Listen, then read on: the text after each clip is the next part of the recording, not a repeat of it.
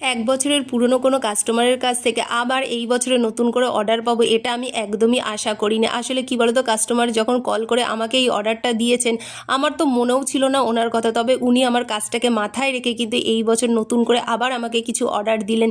তবে তার মধ্যে এটা ছিল একটা ডল কেকের অর্ডার। আর হ্যাঁ, এটা যেহেতু একদম ছোট বাচ্চা, তাই বলেছিল যে ফ্লেভারটা যেন আমি চকলেট কেকের ওপরেই রাখি। তো আমি সেরকমই রেখেছি।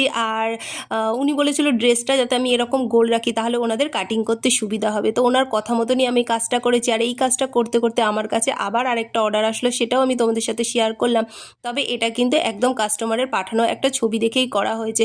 তোমাদের সকলকে একটা অনুরোধ করব, আমার ভিডিওগুলো কিংবা আমার কাজ যদি ভালো লাগে তোমরা একটু শেয়ার করে দিও, একটা লাইক করো আর একটু কমেন্ট করো। তাহলে আমার ভীষণ ভালো লাগবে যে আমি আমার কাজটা করছি আর তোমাদের সাথে শেয়ার করছি, যেটা তোমাদের ভালো লাগছে। আজকের সবকটা কেক ছিল এইরকম। ভালো লাগলে কিন্তু অবশ্যই কমেন্ট করে একটু জানিও। ফলো করে দিও। রাধে রাধে।